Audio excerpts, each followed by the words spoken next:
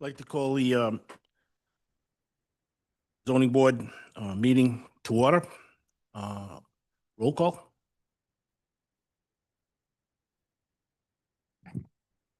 Len Doig. Keith Cloutier. Here. Wade. Here. Pelletier. Here. Iannotti. Yeah. Just to make you aware, the fire exits are in the back of the building, in the back of the room, not behind us. So in the event of an emergency, we're going to go out those doors and to the left. You went behind us, that would take you back into the building. That's not a fire exit. I'll entertain a motion. You've seen the minutes. I make a motion that we accept the minutes. Second. Motion made and seconded. Any discussion? All in favor, signify the usual aye. Aye. Opposed, nay? The ayes have it. We're gonna switch around tonight. We're gonna do new business before the old business. Is that okay? I'll need a motion for that.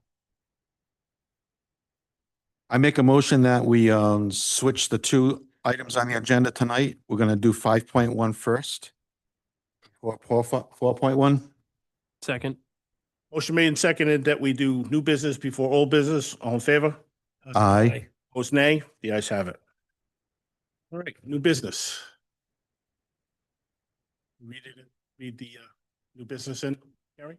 The owner applicant is Jason Story. Location is AP 310 Lot 132-2339 Hackney Hill Road. Zone is RR5. Applicant is seeking dimensional relief to construct a new dwelling that will be at least 25 feet from rear setback where 50 feet is required.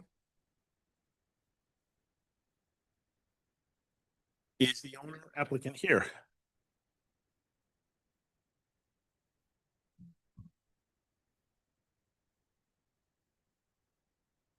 Please raise your right hand. And you are.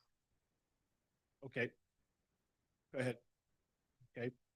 You swear to tell the whole truth and nothing but the truth in front of this board? Tell us what you want to do.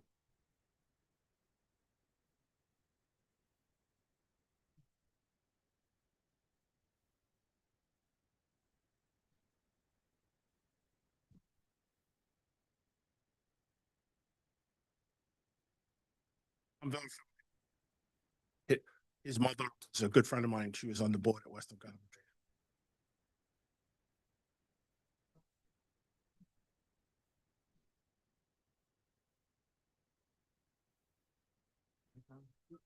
Excuse me, is that? You have a red light or green light on your mic?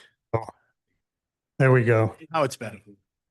So it has to fit into the zone, the next zone, and the next zone it fits into is the industrial one.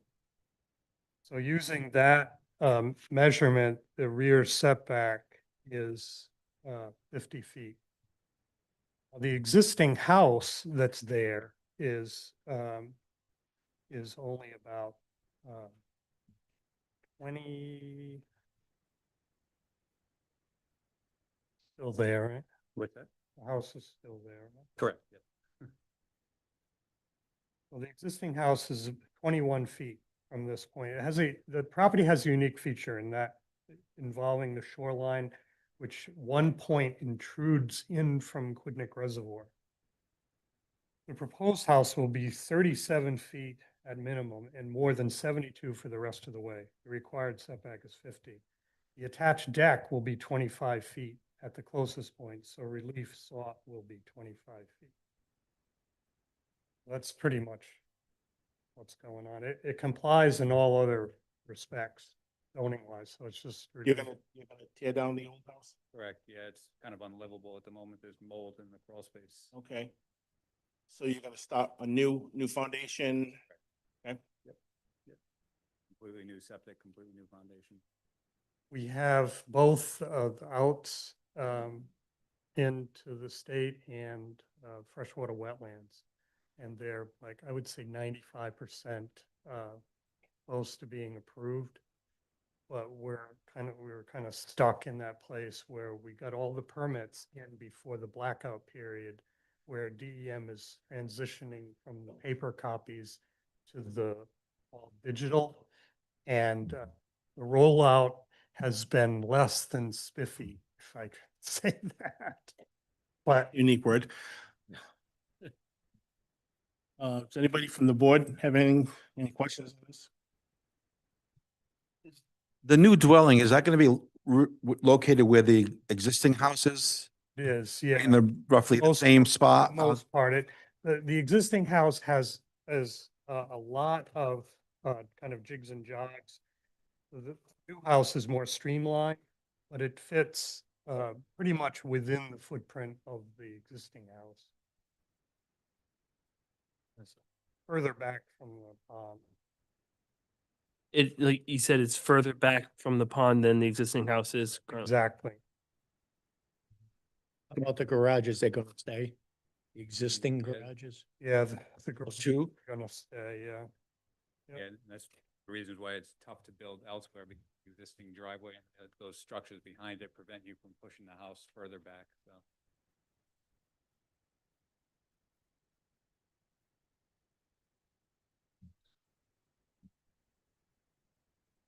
I don't have anything.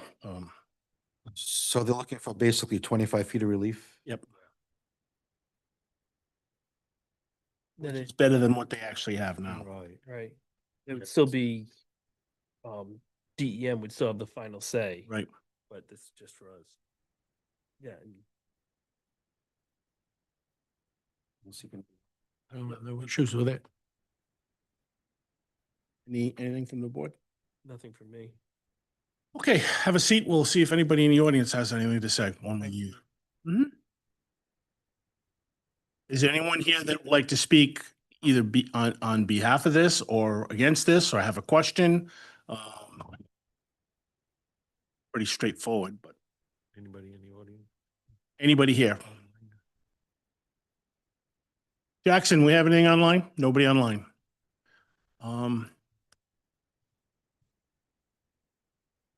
Who is? Somebody in the back want to say something? We're good? Okay. I make a motion that we vote on this tonight. Second that. Motion made and seconded. We vote on this tonight. All in favor? Aye. Opposed? Nay? The ayes have it. Lenny, how do you say? I approve. Keith? I approve. Ross? Approve. Eddie? Approve. And the chair also approves. Mr. Chairman, for the record, can you incorporate the staff report and findings as a basis for your decision along with document? You need an addendum to the vote, or? I think you could just make either a second vote, Okay, so it's clear that. And waive ratification. yes. In lieu of the solicitor's concern, I'll entertain another motion to accept the staff report and enter it as part of the this decision.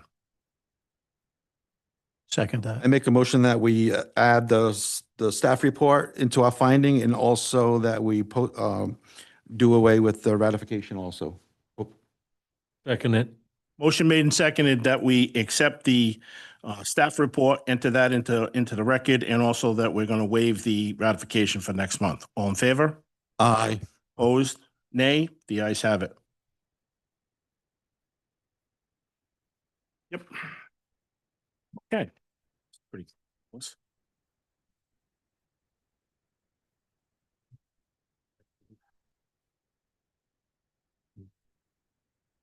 Under old business, we have the owner applicant Julie Bailey, Marie Bailey. Location is AP 53 lot 24, 1340 Main Street. Zone is industrial 1. Applicant is seeking a use variance to construct a single-family home in the I-1 zone. The proposed single-family home will be 10 feet from the north property line, where 30 feet is required, and 20 feet from the south property line, where 30 feet is required. Therefore, applicant is also seeking dimensional relief. Good evening, Thomas Cronin for the owner and applicant. Please raise your right hand. Do you swear to tell the whole truth and nothing but the truth on this board? I do. Thank you, Mr. Cronin. Proceed. Mr. Chairman, before you proceed, may I just interject for a moment? Certainly. So, Mr. Chairman, just so the record is clear, I have minutes from April 2nd of 2025. I believe that was the first meeting any substantive evidence was taken. And at that meeting, present at that meeting were Ron Pelletier, who is absent today, but Ross was present. Member Edward Ionati was present. Yourself, Mr. Chairman, Member Keith Cludier, and Member Leo Dog. We have 5 members who were present at that meeting and are also this meeting. It was continued in May, I believe. No testimony whatsoever. Correct. I just want the record so that the record's clear that you have 5 active. You need 5 members to vote that we're sitting on all hearings. You need 5 members in order to vote, and all 5 members must hear all the evidence.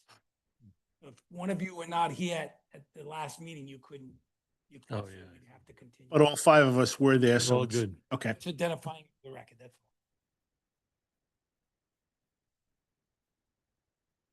all. Ready? Go ahead. Okay.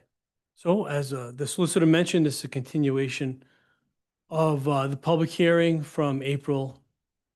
Since it's been a couple of months, I'll run through the facts for us, get us all back on the same page. And we submitted some additional information requested by the board on that evening. So 1340 Main Street, AP 53, Lot 24, zoned industrial 1. It's 47,916 square feet, 1.1 acres. We're here tonight seeking a use variance for expanded residential use in the industrial zone and for dimensional relief for side setback. The existing use of the property is a pre-existing non-conforming use, 2 residential homes on the property. The frontage for the entire lot is on Main Street, consists of 100 feet on Route 117. So first interesting point, this lot was 2 lots. The town merged them on their own accord, not at the request of these applicants or anyone else. Speculating, probably because there's only frontage for one of the 2 lots, but they were 2 lots, the town merged them together. As a result of this merger, there's an irregular shape to the lot. From the 100-foot frontage, it expands to 148 feet wide, about 170 feet back from 117. And then from that wide point, it tapers down to 48 feet wide at the rear boundary, the Patuxent River. So it just has kind of a strange shape, which factors into what we're doing here tonight. Both of the existing homes are on what was formerly the front lot, the one closest to Route 117. There's an existing barn in the center of the lot currently, and the proposal is to demolish that existing barn and construct a single-family home near the center of the lot at its widest point, where it's 148 feet wide. That's where the front of the house is. The applicant, Marjorie Bailey, will reside in the home. It's important that it's a single-story home, as she provides residential support for adults under the shared living scenario. We have one of the documents we provided the board at your request was a square footage of the entire footprint. So it's 4,325 square feet, including the porches, garages, those kind of things, the entire structure. You can see that on the updated diagram of the home.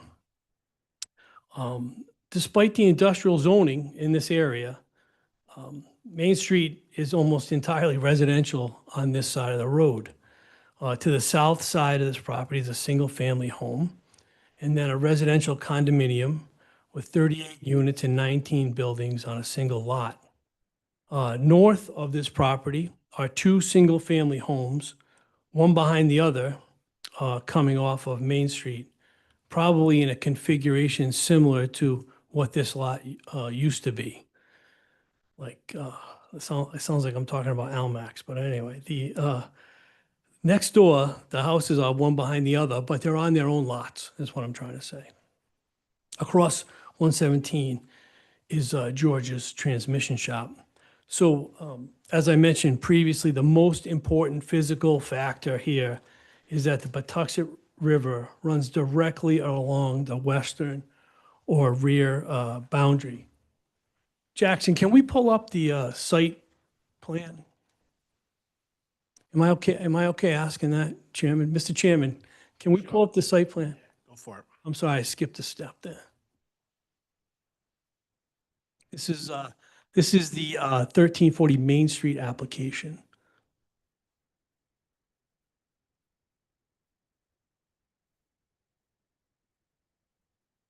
He doesn't have it. Okay. Well, you have it in front of you. Fine. You're looking for this? Yeah, that's fine. We could just go along without it. You guys have it in front of you.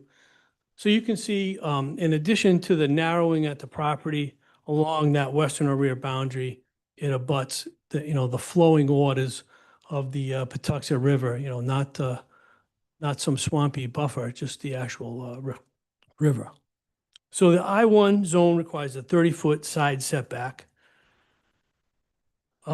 So because of the necessity of that, this house is a ranch-style home, some relief is required. The house is fronted on the widest part of the lot, 148 feet wide, and there's no problem there. But as that southern property line is angled towards the river, the lot narrows quickly, and that's where we're asking for relief. As currently configured, the updated site plan as requested by the board shows a more accurate figure of 23 feet from the southern boundary line with 7 feet of relief requested, and 22 feet to the northern boundary line with 8 feet requested. So that's we had those calculations done and included on that updated site plan at the request of the board. So some just basic information that came up at the last meeting that we'll just run through quickly because it's pertinent and it's important, is a public water and public sewer are available, and so no septic design is necessary. The parking is adequate as designed. We're staying out of the Patuxent River buffer zone completely, right? So 200 feet from the river, 50 feet from the actual shoreline, we're outside of those. So, as we discussed at the last meeting, those kind of setbacks and buffers keep us from turning this house sideways and pushing it to the back. It keeps us up in the front. So those are important, but just very minor factual notes. And some other things that came up at the last meeting that the board thought was important last meeting was that Marjorie and Julie have taken some significant action recently to clear up some situations on this lot. They have physically cleaned the lot of any debris or personal property of the former tenants. They have evicted the former tenants, which you heard from them were extended family members, kind of a long and drawn out and unfortunate situation. But now the lot is in cleaned up and in good shape. And Marjorie, she currently lives in Weston Coventry. In the current situation that we're describing, she's actually just moving her entire household from Weston Coventry to this home she proposes to build on 1340 Main Street, closer to town, make her life a little easier. So now, as this board is well aware, there's some standards we have to meet. I'll run through those quickly, not to waste the board's time as they know them well. In regard to the variance, we have to show a hardship due to the characteristics of the land. And as I've mentioned, we have that angled sideline, narrowing the lot from its widest point, and that is where we're asking for the variance for the side setback relief. And also the river buffer, the wetland buffer from the river keeps us from moving that house around too much. We have to keep it pretty much in the center of the lot. The second standard is that the hardship is not the result of the action of the applicant. As I mentioned previously, the town took it upon themselves to merge these lots. If they were still separate, we wouldn't, we'd just be here for the dimensional variance, not for the use variance. And the DEM has consistently changed the buffer rules for the Patuxent River over the years. River Edges condominium has a different setback buffer to that Patuxent River than the one we have to deal with, right? It's a matter of timing as these rules get more stringent and they change the characteristics of the body of water from a pond, a river, they're constantly recategorizing these things. So these items are not the result of actions of this applicant. This request is not going to change the character of this area. This is a residential area. Despite the zoning, it's not an industrial area. We're proposing a residential use, and both sides have multiple houses, around on differently configured lots, but it's a densely populated area. And indeed, the lot to the north has a house behind a house, so not just street front houses. And finally, the last requirement for a variance is that the hardship is more than a mere inconvenience. So we have a lot of positives here: public water, public sewer, adequate parking. We're staying outside that Patuxent River buffer, and it's in an area of Main Street where this kind of density of housing is not going to have a significant impact on the community, on the traffic, on the services of anyone, within walking distance of the center of town. And only that minor setback variance is needed to make the plan work on the widest part of this lot. So we asked for two variances, as this board is well aware. So the dimensional variance and then the use variance. The standard for a use variance is that there's no other beneficial use of the property. So this is located in an industrial zone. It's located in a densely populated residential area. There's not an industrial use that would fit in this residential area that would not be harmful to the existing residential uses on this lot. There's two houses already on this lot, as well as the surrounding lots. And then the industrial use, of course, would be severely limited by the proximity to the Patuxent River. So it's directly abutting the Patuxent River. So that's a quick overview of our proposals, the three kind of items that we provided to you at the board's request were the square footage of the home, including all of the items, not just a livable, I'm not a real estate agent, right? Not just a livable space, but all of the space.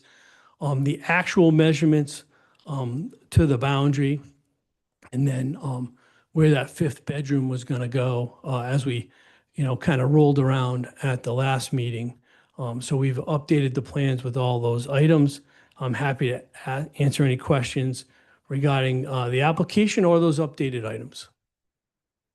I should say that Julie and Marjorie are here with me to answer any questions as well.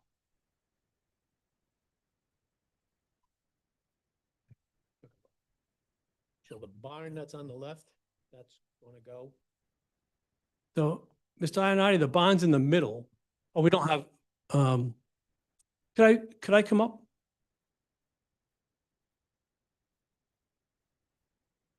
Kind of went down the road and there was a long building on the left. That's the second house. This is the barn. And how about the first house when you first drive in on the, is that part of it also? Let me get back to the microphone. Yes, so It says, get rid of the house. that's right. So if you started from the street, which I think makes the most sense, there's a house right on the street. Now, Part of this property. that's part of this property as well. And then there's a small ranch house on the left, as you described, as you enter the driveway. And then in the middle, there's a barn. In the middle of the lot where that barn is where we'd like to build this house. That's right. Looking at this picture, I see the barn, and then can't really tell being a gray picture. What is this structure here? Yeah, I think he's saying that that's the ranch house. right here. I don't know. I'll find out. What are you looking at? It looked to me like an abandoned building. It's round, looks like a pool. Yeah. Looks a pool. So I'm sorry. Podium. You guys are working me out over here. It's a swimming pool and it'll come down. All right. I didn't even know by looking at it. It's occupied right now. The front home, the one on Main Street is occupied right now. It's got the new air conditioning system on the side of it. Okay. So when you go straight in, down the driveway, on the left, there's like a long, That's the ranch house. that's a house. Okay, but it's abandoned. It's not abandoned. That's a, right. I'll repeat it. Okay. So Mr. Ionati, abandoned is a really strong word in the legal questions that we're talking about. It's not currently occupied. Is there a plan to reoccupy that dwelling? There is. So in essence, you're gonna have 3 occupied dwellings on that parcel? That is the proposal, yes. It's not the first action that we want to take. We want to build this home for Marjorie and have her move in. But the plan is to see if that can be resurrected and used. So I didn't mean abandoned. What I meant was it needs a lot of work. Yeah, well, I mean, as this board is well aware, if you abandon a use or a structure, it's gone. So we're not abandoning it. So after that house is, it looks like another light gray building. Is that like a shed? Can I check with my clients? Oh. I thought that was the other house. I couldn't see that one. The top 2. Number 2. That one. Yep.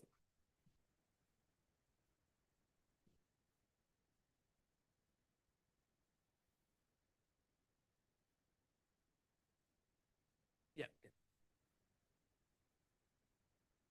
Ms. Pelletier, that was a carport that has since been removed.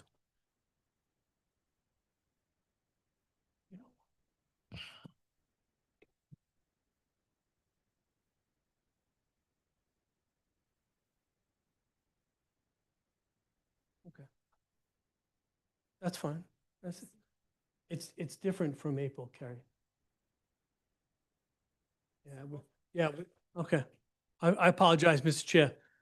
Just trying to figure out why our document's not on screen. I do love the new front-facing cameras though, because it doesn't highlight my bald spot the way that the old one did. I have one. It's- Yeah, but you're wearing a cap.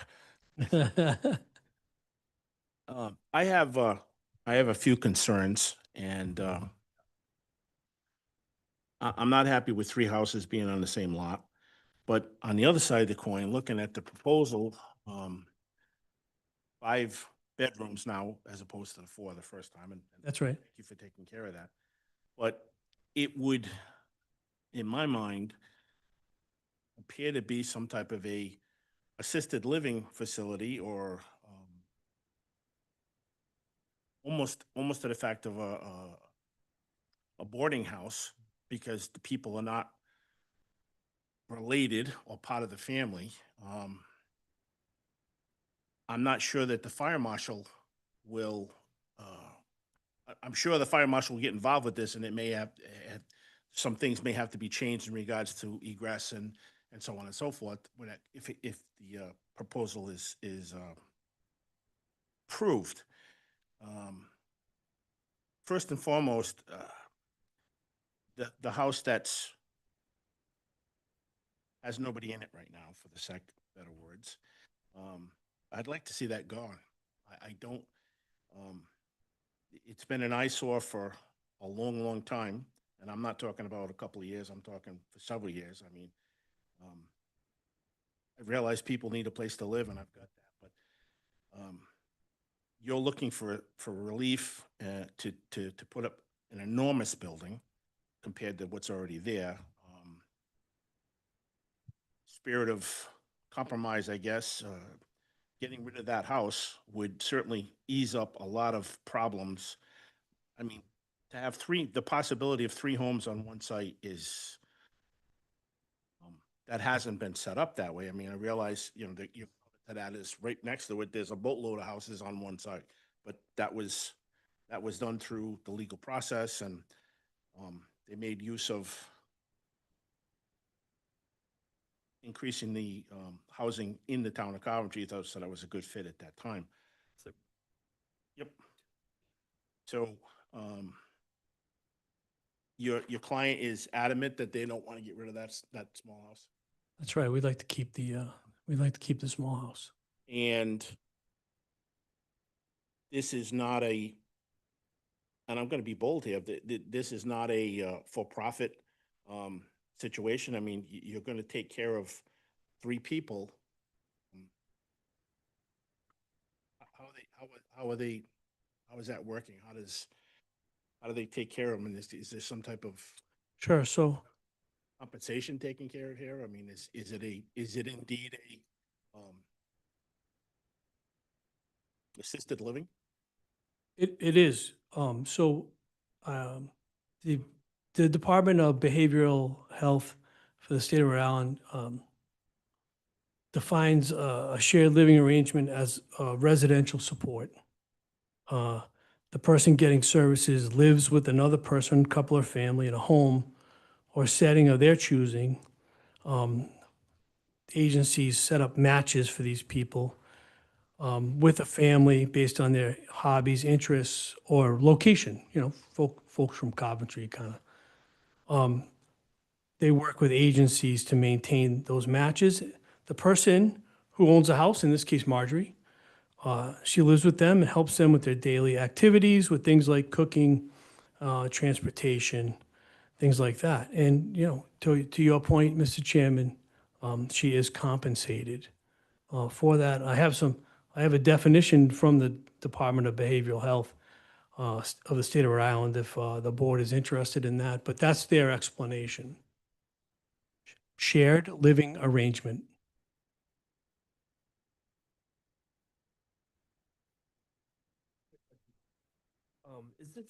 Is this key on the top of this page accurate?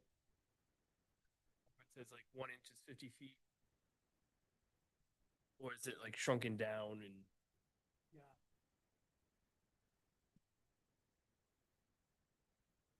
I would not rely on that. That has been reduced to that 11 by 17 size for production to the board. Do you know how much room is between the 2 existing houses already? To the chairman's point, you're putting a big house there with a lot of people. Will they be able to get a fire truck down there, an ambulance down there, something, if something was to happen, could they get down between that houses easily? Or is it basically just enough where you can get your own car down there? You know what I mean? Kind of comparing it to the lot next door where they put in roads where you can get emergency vehicles down there to each unit to access it. Yeah, well, I don't have comments, you know, from fire, and you're never going to really catch me speculating on fire. I would think that the fire marshal may have something to say about this. Right. I suspect the fire marshal hasn't seen these plans. No, this is, That- yeah, that's this fine. first stop, right? Yeah, It would, this, obviously, whether it's a standard residential home, the fire marshal has to inspect it and stamp the plans. absolutely, yes. The fact that this is a shared living arrangement, I'm sure it still falls within the guidelines of the state fire marshal. So because we don't inspect anything to do with those things, so the fire marshal would come in and I'm going by memory. So, but this appears to be like a group home. So Words. Mrs. Bailey has this exact arrangement currently in the town of Coventry. And Mill Road. yeah, so she's complying with whatever local, state rules, fire rules. And, I'm you know, relatively certain that the fire marshal didn't inspect that building. I'm not sure. But they'll inspect this one. Ryan DeFranco from Truss Construction, he was here last time. Fortunately, couldn't make it tonight. He's the contractor, you know, local guy. Well, Yep. well, So it'll be we'll do what's necessary, fire alarm wise. And turnaround wise. Any other questions for the board?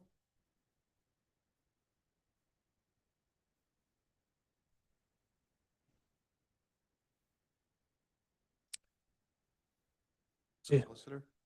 So, I unfortunately don't have the ordinance in front of me. Have it. There's different categories where it might ask you for, if single family is allowed or a multifamily duplex. Sometimes it's in taking of borders. Yeah. And then it kind of specifies where maybe some people are related or, might be one family of 3 people or something like that. I do believe it may fall under something, I hate to say the term out loud because I'm not sure, but like a group home or something. Well, they have it on the table 6-1, they have taking of boarders, resident family up to 2 boarders, taking of boarders, renting of rooms by a resident family, 3 roomers or boarders. I'm sorry. 6-1. Or renting of rooms by a resident family, 3 Right. or 4 roomers or boarders. Um, And under I-1, it's not permitted. right, so in I-1, residential is not permitted, which stems from, so that's where the use variance comes in. Right. I can't speak for Doug, but don't believe I was made aware previous to any of this that it was for profit, this shared living arrangements. So this is the first time that I'm hearing this or that it's confirmed. So, that's why it wasn't, the relief sought was a use variance because it's residential and industrial, but it wasn't, the application was not submitted for specifically that purpose, Okay. from what I'm aware of. So just for the record, if it becomes necessary, we would strongly object to classifying these folks as boarders. You could go ahead with yeah, it's fine. Yeah. Yeah, so, I mean, a 6 of one, half dozen the other. You could look at it under our ordinance, and it says taking of boarders or renting of rooms by a resident family, which is 3 or 4 roomers or boarders. Then again, the one above it, up to 2 boarders. But let me go down a little further. There may be something under another category. Sorry.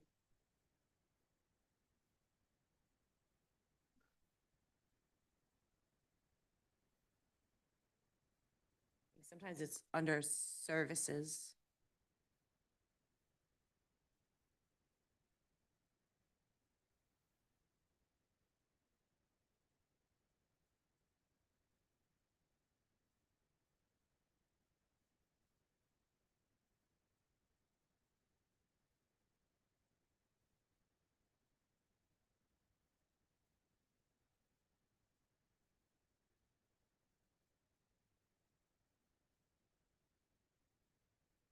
So, this is where I would prefer that perhaps a solicitor could weigh in, because under, personal services, there is one category, and this happens a lot when people come in looking for relief, is how would we categorize it? So, there's one section, it's 14, and it's rest, retirement, convalescent, or nursing homes, and I understand it is not necessarily a convalescent or nursing home, but based on what they're saying in the ordinance, that would probably be the closest category we would fit it in. But again, I would have the solicitor voice his opinion on that. But that, in the past, that's what we have done, is gone to the closest category if it wasn't specifically stated. So I'm looking at the code as well, and just without getting too into the weeds here. First and foremost, if you take the position this is a multifamily unit, even though it's all under one roof, that's not allowed in any zone, right? In this area, any of these zones. And if you take so theoretically, he's asking for relief in any zone to allow this, either whether it's a multifamily, whether it's some sort of community residence. There's a provision in there. Again, that's not allowed in that zone, but he's asking for relief. He's asking for a use variance regardless. We're getting caught up into, he's not here saying he qualifies. He's saying he doesn't qualify. So his use is not allowed, a residential use, whether it's residential use, it's just, right, it's just not allowed there. So there's not a discussion about what do we find that he's allowed? You're not gonna find something that he's allowed. He's not allowed to do what he wants in that zone. You have to give him relief as to use. So if you believe the residential use is appropriate, then you have to go through that process and make that determination based upon his hardship claim. That's, and as far as health, safety, fire, obviously any decision this board ever issued, if it was positive, would be subject to. If building says the building's too big, if fire says the building's too big, it would never be built. So you're not making a determination on you're not gonna make your decision on fire and construction issues. You can't do that. You would say it's subject to those experts. So the real question is, the board's gonna wrestle with, do they believe this is an appropriate location for a residential use?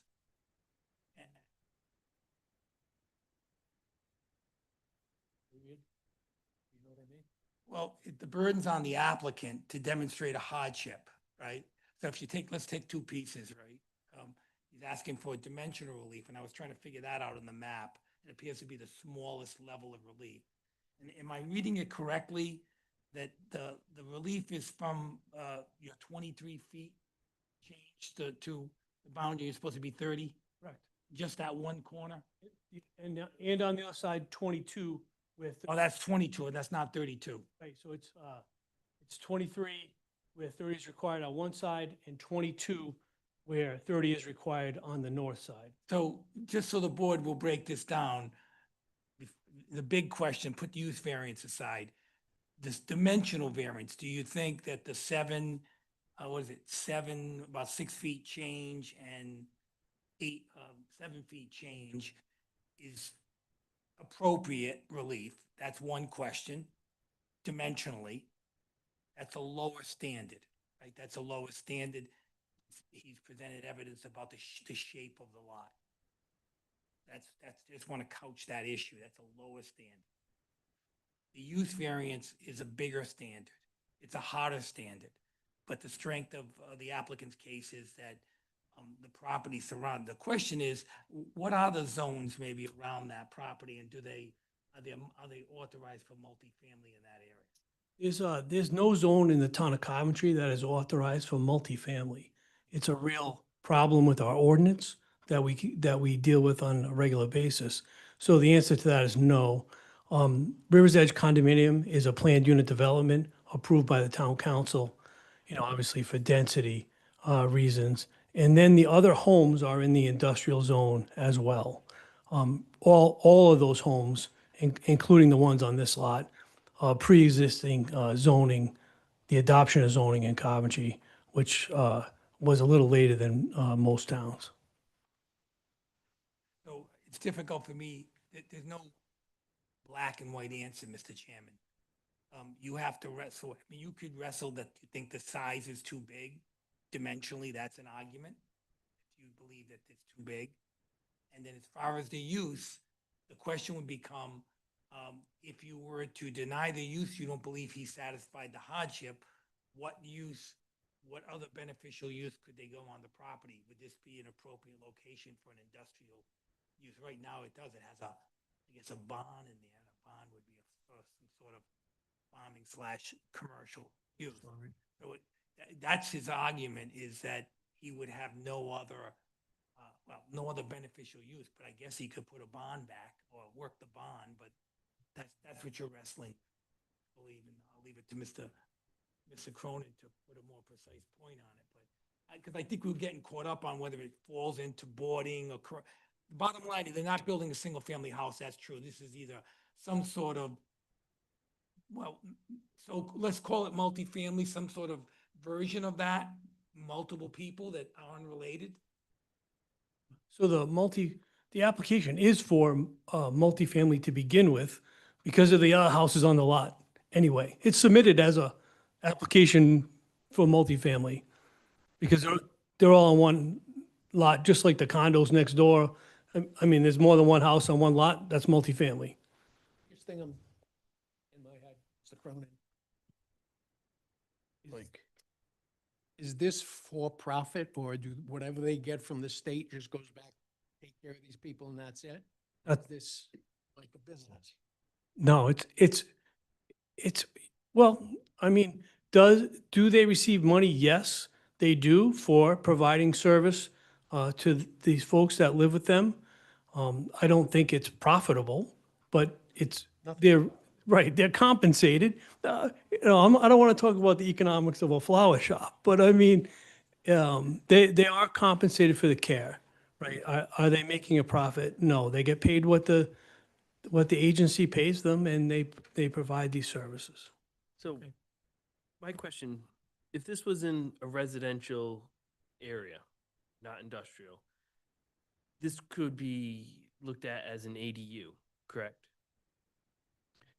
No. And that's because well, two things. There's already a house on another house on the lot, and an ADU has to be smaller than the house existing. So I might come up here and make some argument to you that the front houses are the ADU to the new house we're gonna build.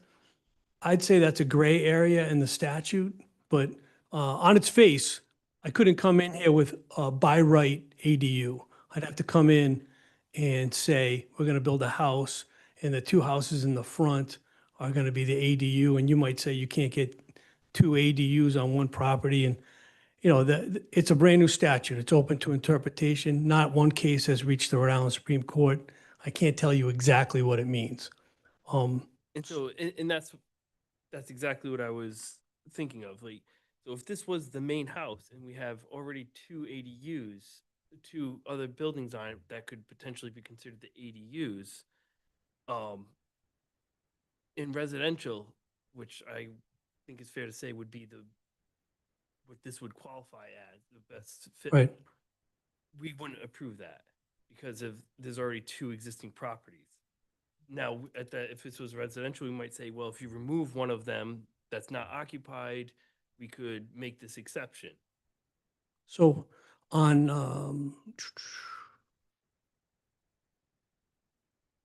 behind Veterans Market, Kim Sion, what's her address? 35 Dixie Road, 37 Dixie Road. The town has approved an ADU where there are two houses on a lot that they merged, just like this one. The town did it. They put two houses on one lot and they approved an ADU, and you can see it because it's been half built, visible from the road for about, you know, at least 9 months, maybe a year. There's two houses and an ADU on that lot, yes. The other two houses that are there, they're gonna rent those out also? The front two houses, the front house is held for rental. Really no hard decisions have been made about that ranch house. They just want to first build this house and then rehabilitate that house and make some decisions then. Not really a firm plan.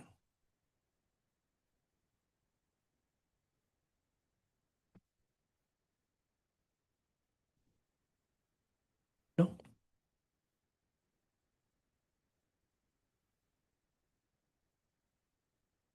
Okay.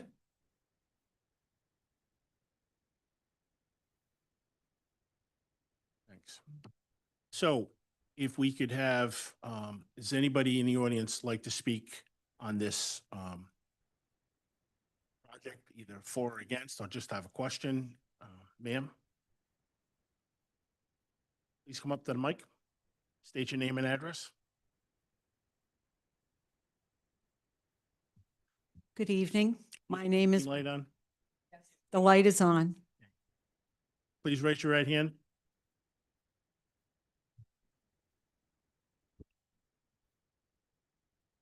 Please raise your right hand. You swear to tell the whole truth and nothing but the truth in front of this board? I do. May I have your name and address, please? My name is Patricia Boschman, and my address is 9 Rivers Edge Drive. Thank you. What do you have to say, ma'am? So thank you, first of all, for the opportunity to speak. And I was here along with my husband the very first session of the hearing. And I will preface my remarks by stating that prior to my retirement, my profession as a clinical social worker brought me in various practice settings, including child welfare, women's correction, mental health, and education. In all of these arenas, I worked with families who provide care for either children or adults with developmental disabilities. At the April 7th zoning board hearing, we learned that the owner petitioner had to evict family members who resided on the property. I had an occasion to meet a couple of these members of the family when I accompanied a vendor that we had hired to contracted to remove a dead tree that was down in our property. And in order to access this dead tree, we had to go into and ask permission, and it was granted to approach the tree by way of the owner's property. My brief conversation with the two male residents enabled me to understand that they had their own developmental disabilities, emotional and mental health challenges. And this accounted for the excessive noise, inclusive of yelling, screaming, intense fighting from the residents, and the endless barking from the unattended dogs. Public records indicate that there have been numerous complaints to the police about the residents who were her family and tenants. Learning of their eviction in April made me wonder what has become of them and what kind of support, and are they getting any supervision since leaving? We argue the owner has not been a good steward of the property for quite some time, as she has allowed the relative tenants to repeatedly disturb the peace, even when it is 30 feet from our property line. And to build it closer to our property that the existing ordinance allows would likely further harm our community, many of whom are elderly and homebound and have been disturbed, stressed, and even frightened by the noise from the property as currently configured. Building a structure closer would likely make it worse, especially for those of us who reside right at the fence of the property line. My last point, and it may be helpful to you in understanding more of the shared living arrangements, the SLAs. We learned in that hearing in April that the owner wants to build a larger expanded home so that her senior mother applicant could move and continue to provide shared living for 3 adults with developmental disabilities. So I digress a little bit to provide brief information. SLA is, as the attorney indicated, it is a residential support service. With SLAs, the person getting the service lives with either another individual, a couple, or a family in a home setting of their choice. The person pays rent, as well as other household expenses like buying their own food. And this comes right from the Buddha, the Behavioral Health, Developmental Disabilities, and Hospitals website. And you can explore that further for more information. Typically, the individual, the couple, or the family who provides the service is contracted with an agency to coordinate an array of services and resources that will assist the adult in their daily living. It is a significant commitment. And consequently, it is unusual for a family to provide this type of an arrangement for more than one individual, or at the most, two. The Rhode Island Department of Behavioral Health, Developmental Disabilities and Hospitals, Buddha, as we refer to it, is the responsible governmental agency providing oversight of SLAs. Buddha contracts with a couple of agencies who oversees and actually does the work involved. And I want to make mention of the fact that not all adults with developmental disabilities live in SLAs. Some reside in group homes. Some reside with their families. Others live independently. And in doing so, some are receiving services, or they may not be receiving any services. In the first couple arrangements, there are checks and balances in place. There is oversight provided. And as far as the latter two arrangements, if there is no support services, there is no oversight with no built-in checks. And that appeared to be the case with the family tenants behind our fence prior to their eviction. We chose to live in River's Edge community to age in place, and we want to be and have good neighbors. We think the owner and the applicant will be better neighbors if they comport with the existing zoning ordinance. I appreciate your time. I thank you.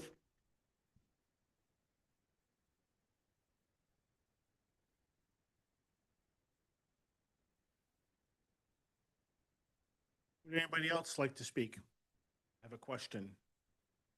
Yes, ma'am. Approach the podium. Give your name and address. Hi, I'm Margaret Shelton, and I live at 12 Rivers Edge Drive. Raise your right hand. Swear to tell the whole truth and nothing but the truth in front of this board? Yes. Thank you. Go ahead.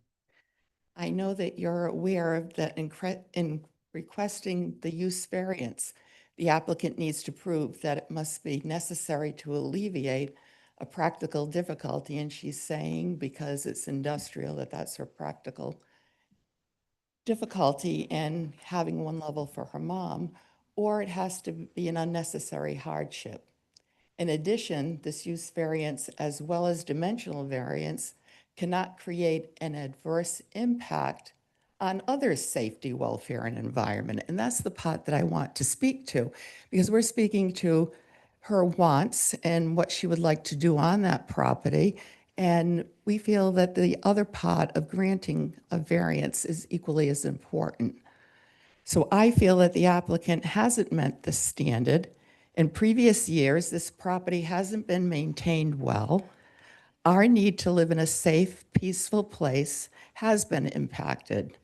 In the past, animal control has been notified and has responded to this property numerous times.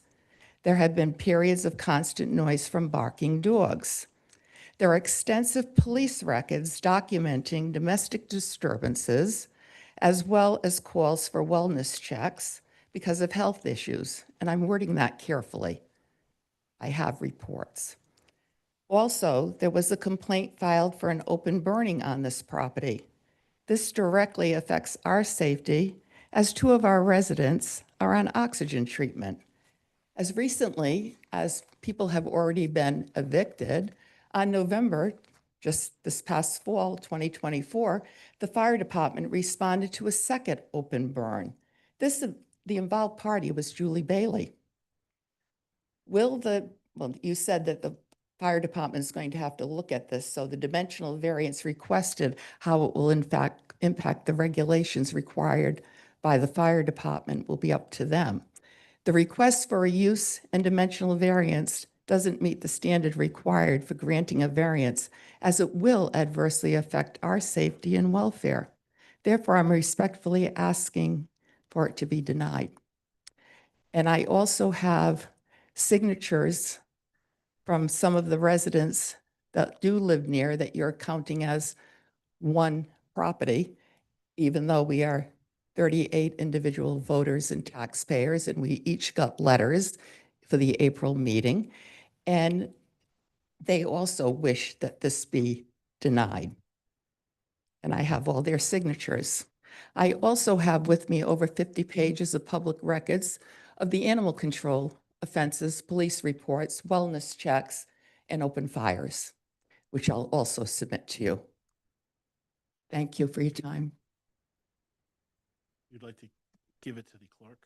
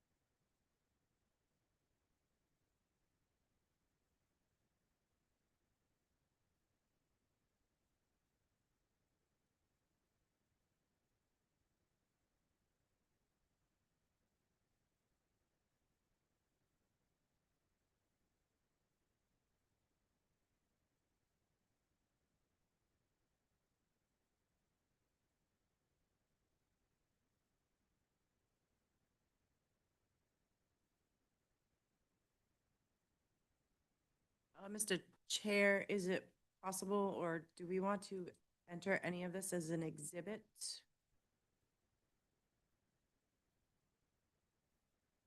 Okay. No, you threw me off. I was like, who's objecting? Oh, What was the, repeat what you said. Sorry, what are you objecting to, Mr. Cronin? So I. But wait a minute, let me know what's going on first. Sure. These were given to me, and I don't know if we need to keep track of them. Maybe I used the wrong word, exhibit, but I told her to give them to you, so that was coming from the chair, so, okay, so we just, so you're gonna object to them being accepted? no, as exhibits. I think I used the wrong word. I'm sorry. Okay. So, right, I think maybe it is just nomenclature, but certainly, for instance, I believe, I didn't catch the first woman who came up and testified, I didn't catch her name, but I believe that she gave Carrie a typed out version of her testimony, and that's certainly acceptable, right? That's her testimony, right? The second woman who spoke, Margaret Shelton, she attempted to give you signatures of, I guess, neighbors. I don't really know what's on there, and I would certainly object to her speaking for others as to what that meant, or to suggest that they are endorsing exactly what she's saying without them being here to speak for themselves, and for me to cross-examine them if the occasion arose. So just as by way of example, yeah. She said that she wanted to give them to us, so I told her to give them to the clerk. Right, fine. I just didn't know if it needed to be on record that they were given to me. The only thing not that needs to be necessarily- on record is you have them in your possession. Okay. She didn't ask them to be exhibits. Yeah, like I said, I use the wrong And word. he brings up good points. I mean, there's, Yep. we'd have to go back and check every signature and so forth. I'll take my seat. I think it was just overreaction on my part. Ma'am?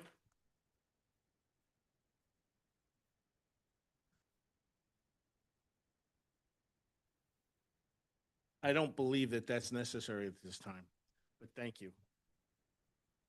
Jimmy, maybe we should get clarification. I don't know what the person handed you. Is it just a petition signed by the people in the room? Right, it's not a petition. And I didn't necessarily mean exhibits. Just can you wanted read it the- on record that I was given to them and they're going in the file. So I misspoke. So it's just, and then, Is there a title to the, no. it's just a bunch of signatures? Signature of the people that. Yeah, and then there's a narrative and then the public records request made by Ms. Shelton. Suggestion, Right ahead. rather than wade into the document, the people in the audience who want to sign a piece of paper right now, they all don't, unless they all want to come up, they certainly have that right. But if what you want to do is acknowledge their objection by signing a document, they could pass a piece of paper around right now and submit that. And rather than trying to wade through that document. Mhm. That's I'll what they want to entertain- I'll do. Or they can come up individually and identify themselves by name and address and give their position. Whatever they want. This is a public hearing. What's the Just saying, for you? I don't want people to feel that they wrote something and signed something and they Never want opening up again. it. I think that makes the most sense is to have them come up, Yeah, touch base with her, identify whose name is, where the name is, and she could check it off. they can even initial on the side of it, just to keep it. My only concern is if everybody in the room is not on that sheet of paper, Mr. Chairman. Okay. And then we're back to Mr. Cronin's. So there's 36 signatures on this piece of paper. Shouldn't we just do like our normal procedure where if someone's objecting to it, they come up, they state their name, the address, they get sworn in, and they can just say, I am object to this. They can sit Yeah. down, the next person comes up, swears them in. Fine. I said either that or sign a document. Right. I said, don't wade into that document for that exact reason. I think, Is there anybody else that wants to speak one way or the other for this? You have someone online? Hang on a second, ma'am. Susan Braz, Susan Braz, 26 Rivers Edge Drive. B-R-A-Z as in zebra. Raise your right hand. Do you Yep. swear to tell the whole truth and nothing but the truth in front of this board? Yes. When we came in here on the first April 2nd, we were given certain documents from the planning department. And when I came up here and started talking about multifamily, that's what was on the variance. Then we got short, we didn't even know what we were here for because everything changed from an email that was sent to this board. So now we want to make sure that we have safety in our neighborhood, but as well as these people that are going to be taken care of. That's the bottom line for me. The other thing is, it's too close to our existing property line. To give more 8 feet, I don't agree. So I would like to deny, and I will sign. Did you sign this? Yes. Okay. You want to just initial where you're. We're not getting it, Mr. Chairman. If all the people in the room did not sign that paper, I'm recommending that you ignore the paper. Okay. Have the people in the room identify themselves either by name or sign another document. We can't, I don't want Come the, up to the podium and express your opinion. sorry, Sure. please. Sorry to make you do that, ma'am. I don't know what to say. Yeah, that would be great. That's, you know what? When, she's already here, so we'll give it to the next person, but that's a great idea. Thank you. I'm here with my husband, Bob Davenport. I can't speak. My name is Rose Davenport. I live at 7 Rivers Edge. My husband's on oxygen 24/7. We can't afford to have fires going Ma'am, are you in favor or against? against. Thank you. Ma'am, raise your right hand. Oh, Sorry. Do you swear to tell the truth and nothing but the truth? I do. Thank you. Go ahead. Want me to do something? No. Now, if you want to give the microphone to her husband, he can do the same thing. I suggest, Mr. Chairman, is I'll turn the microphone on, ladies and gentlemen. It'll be on one at a time. Identify your name, your address, wait to be sworn in, so you're on the record, and then just indicate whatever you want. Is that clear, Mr. Chairman? That works. All right, I want to turn it on. First gentleman right here. It's the white or the red? The red. Yep. Oh, okay. Sure, that means it's on. Yep.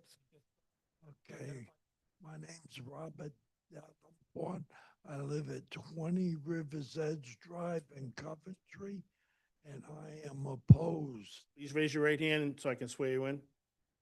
Swear to tell the whole truth and nothing but the truth before this board? I do. Thank you.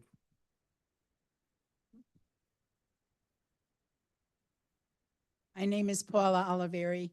I live at 14 Rivers Edge Drive, and I oppose. Swear to tell the whole truth and nothing but the truth in front of this board? I do. Thank you. Raise your right hand. Chairman, I'll stipulate to that. Don't need to swear him off. Okay. We're good. He's gonna accept everybody was here that you're against. I don't think that's what he said. He's, Mr. Chairman, I think Mr. Cronin's saying you don't have to swear them in, but so you can. Oh, all right. I I want them to misunderstood it. acknowledge Keep going then. You Just need to acknowledge who's in the room. name and address and what you want to say. My name is Barbara Mickle. I live at 2 Rivers Edge Drive, and I am against variance. My name is Nancy Dix. I live at 6 Rivers Edge Drive, and I am against it. My name is Ellie Ware. I live at 23 Rivers Edge Drive, and I oppose it. My name is Nancy Hardy, and I live at 32 Rivers Edge Drive, and I oppose it. Joseph Turgeon, 19 Rivers Edge Drive. I also oppose. Francis Phillips, 5 Rivers Edge Drive, and I oppose. Harold Phillips, 5 Rivers Edge Drive, I oppose. Elaine Ahern. I live at 25 Rivers Edge, and I oppose. Nancy Dew. I live at 34 Rivers Edge Drive, and I oppose.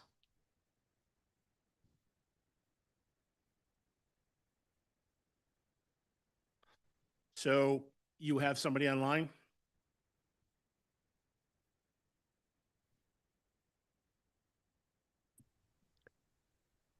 I am- Richard, if you, go ahead. Go ahead. My name's Richard Peach. I live at 30 Rivers Edge Drive and I oppose. You have any other comments? Mr. Peach? I oppose the recommendation. Okay, thank you very much. You want to say anything? Anybody else?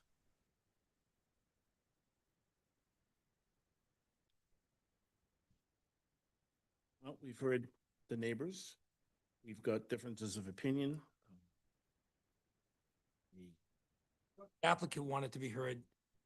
Oh, The applicant and Mr. Cronin. Mr. Cronin, you want to bring your client up? Go right ahead. Sure. Julie Bailey. Questions asked for? Are you going to ask her a question? No, she just wants to give her count of the SLA, the shared living arrangement from her observation, personal experience.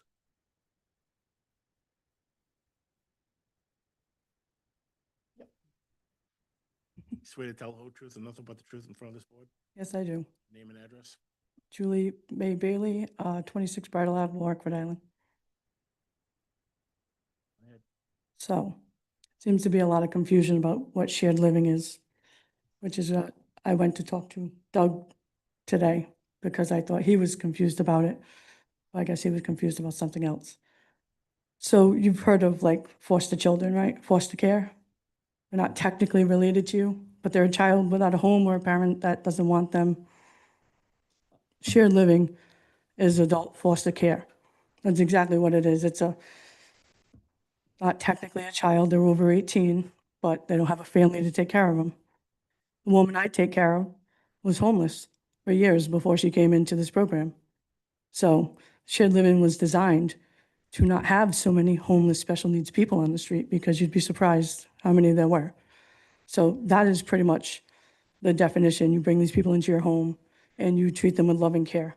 My mom technically does shared living for 2. The third person is my adopted brother. I had she had foster children growing up. I have 3 adopted brothers, 2 now, 1 passed. But so Alex is special needs as well. So it's 2 shared living people. The people at the farm, I know the first lady who spoke, kind of sounded like she was saying those people were part of the shared living program. That is not true. They had nothing to do with shared living. They were tenants. It took us forever to get rid of them. It was hard. They were family. But you only have so much legal right, even if they are family, being a landlord, going on someone's property. So there were a lot of things that we had to deal with, like the open burn. Yup, I got called on because we were over there cleaning the property up because of the amount of stuff I was bringing to the dump. And they said, you can burn some of this. Great idea. How many of us have fires in Coventry? Everybody has a fire pit. So a lot of the stuff that's being complained about, we get, and I said it at the last meeting. We were just as pissed as them dealing with it. I hated watching my mom go through it. We have rectified it. We're trying to move forward, and I'm trying to build my mother a home closer to me. She literally has the same footprint, just on 3 floors. She just turned 70. She's got rheumatoid arthritis. My dad also is on oxygen. He had almost died with COVID, so he's on oxygen 24/7. He's 75. The people she takes care of, you are not allowed to be in this program if you have so many behavioral needs. So this isn't a group home. We're not asking to build a group home. That's not what we've inquired about. We're literally just asking to build a single family home that happens to have people who aren't related that my mother takes care of because she's the greatest person alive in my eyes. Any one of these people here today, she would take care of. That's who my mother is. And if you looked up her address on Flat River Road, you would know that she don't have complaints out there. There's no noise problems, there's no police problems, there's no nothing. And she's been there since 1986. So, I mean, I don't know what else we can say to appease you guys or these people. I feel like we're trying to come in and explain everything. I understand a lot of people don't understand what this program is. But I mean, it's literally just like taking a child in who has no home. You're just taking an adult in. My brother Jerry does it. My mother does it. And I do it. And does it help? Yes, a little. It's not a lot. And a lot goes back to them because they don't have a lot. So I don't know if I can answer any more questions, but I hope I like sum some stuff up for you. Oh, and as for getting into the property, that was one other thing, because I know some of you have been there. When you come down, you have the big house, you have the driveway, and then you have still a clear open driveway with a bunch of yard over here and the little house off to the side, and then it's all open. So there's not going to be a problem with fire trucks, not going to be a problem with ambulances. You're going to go straight to an open house. That's all it is. So we just want a variance so that way my mom can build a house. That's all we want. It's not anything else. The sheer fact that it's on industrial land, industrial zoned. You want to put another house. Mhm. It doesn't fit into this category. However, maybe getting rid of the ranch house would make things a whole lot easier. I realize that everything that was brought up tonight, the majority of what was brought up, was passed. Mhm. And they have to believe that what happened in the past is not going to be repeated. Mhm. They don't have a good feeling about that. I welcome them to talk to us and ask us questions. We're very different people. I would, I would be more inclined to looking at this in a more favorable light if we could get rid of the ranch house. I'd also like to see how the proposed house staked out on the property. I realize the barn's still in the place, but so we Right. should go up there and take a look at what's going on and where it's gonna line up with the boundary. The picture is one thing, but actually walking through the property is a whole lot easier, makes a whole lot more sense. Mhm. Anybody else? I would have to talk to my mom about whether she was okay with getting rid of the little house because, you know, I understand. right now we use it as storage. It was actually lived in until just this past November. So right now it's just being kind of used as storage for things that we have over there. And then we were talking about possibly redoing it in the future, either, Well, right Um, now you have two houses on Mhm. on a lot that's technically because it was. because it's in, zoned out, it was there before zoning went in effect. right. So they're not, grandfathered in. technically, that couldn't happen today. Mhm. And now you're asking for a third. So maybe as a sign of faith, good faith, if you will, maybe a barter type of thing is give up the ranch house, and we could take another look at it. That structure, that property has been, I live right up the street. I know. Lived there almost my entire life, and it's an interesting. You've got houses along the front of those. They're indeed actually the front house is always been nice. The backyard looked like a junkyard at one time. Mhm. Now, as far as the stuff that went on with the neighbor with tenants with the neighbors, I'm very aware of that because You've been there. still on the fire department and we still go to those calls. Mhm. But That's what I mean. Like, we're asking to take a look at the people who are doing it now, not the people who were there that we had to work very hard at getting rid of, you know? And we're trying to make sure we do everything right. We've been over there, we've been trying to clean everything up and make sure everything's good. And, you know, it's not easy, but I mean, I can take a ride down the road and point out 100 other places that are just as bad. But because of where we are, I feel like it's kind of being picked apart but I mean, they were able to drop all those condos on the side of us and you guys didn't think that was a bad idea. So we're asking to drop one more house on a property with two houses, you know? They, like you said, with 30-something condos on the side of us. I mean, I think that's a way bigger impact than one more house. That's just my opinion.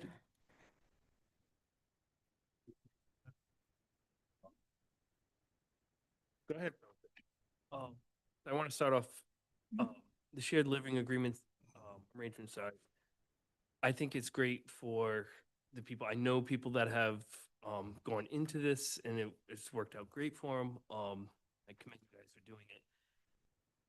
That's not my concern. I don't care what's living in there. If you're helping people, that's great.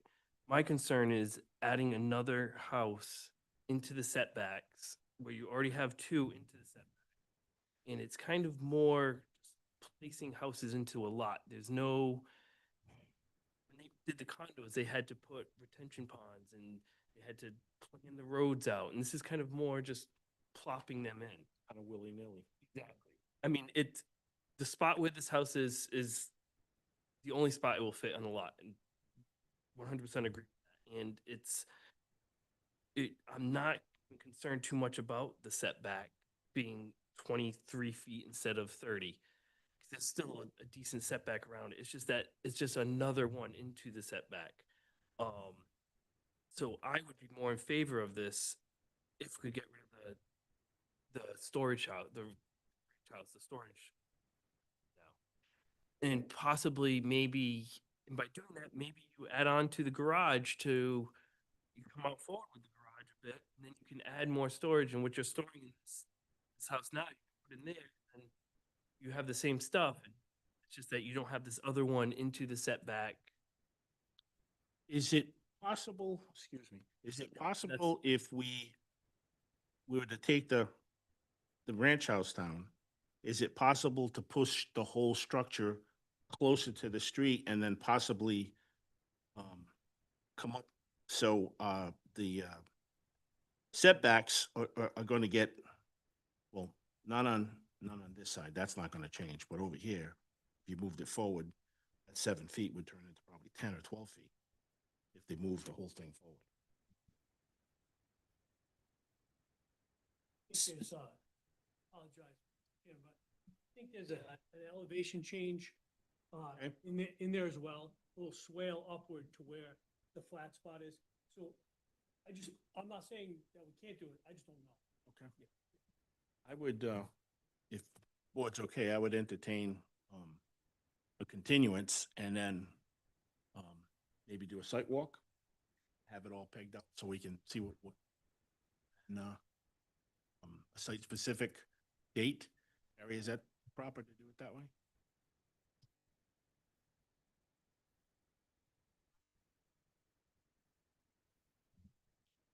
Or would you? Well, that's a Friday. As long as there's beer. You got July 2nd?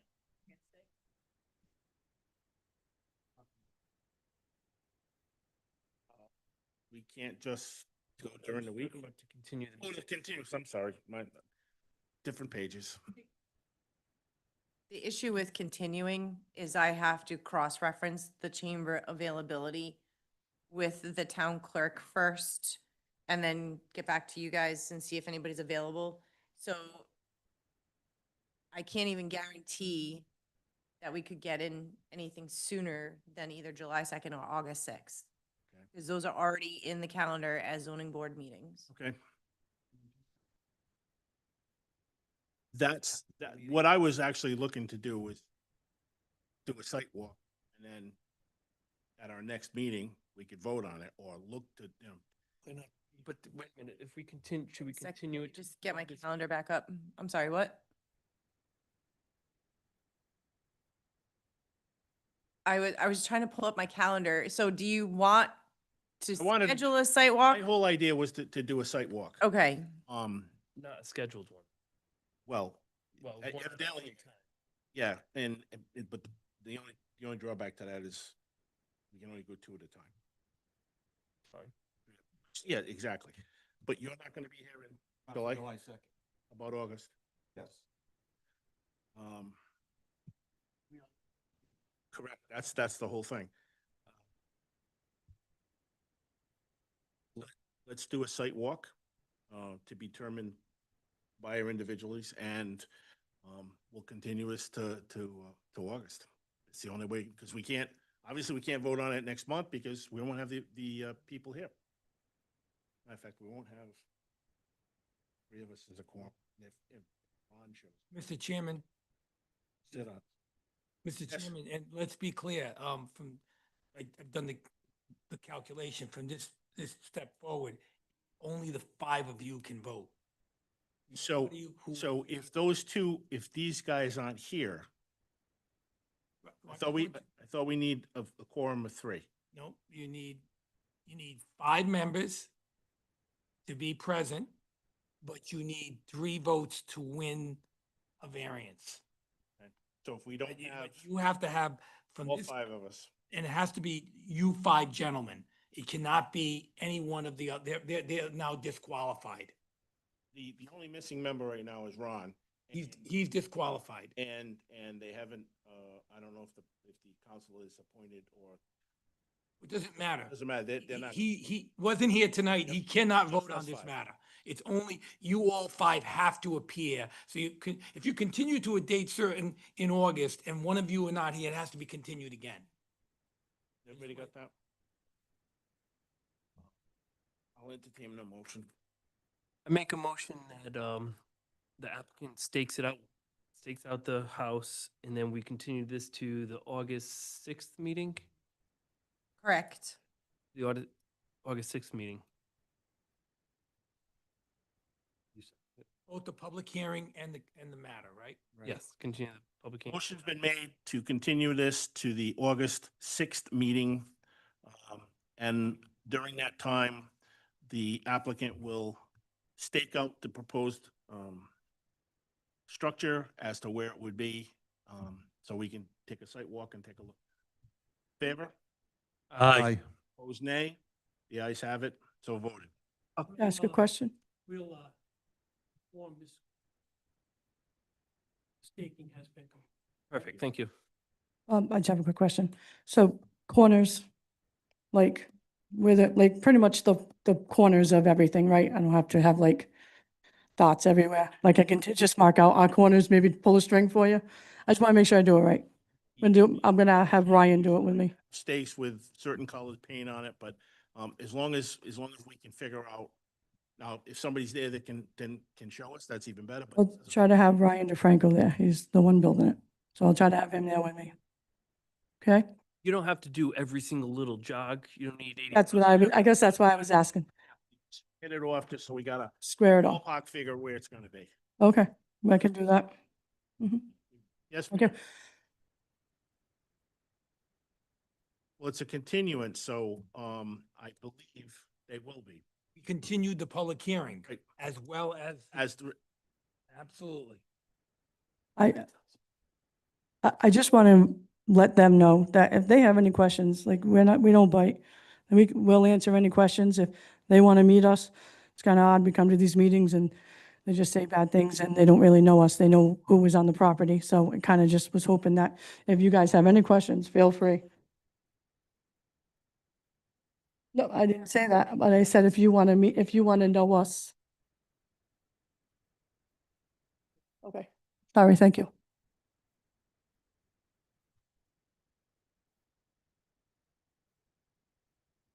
anything else come? Yes, ma'am. You gotta come up here. Sorry. Upset by the comment of saying that. Oh, I'm sorry again. Margaret Shelton, 12 Rivers Edge Drive. And okay. I'm sorry. I object to her saying that we said bad things. We have documented reports. Thank you. Anything else come before us? No, I'm sorry. Entertain a motion to adjourn. Motion to adjourn? Second? Motion made and seconded to adjourn. All in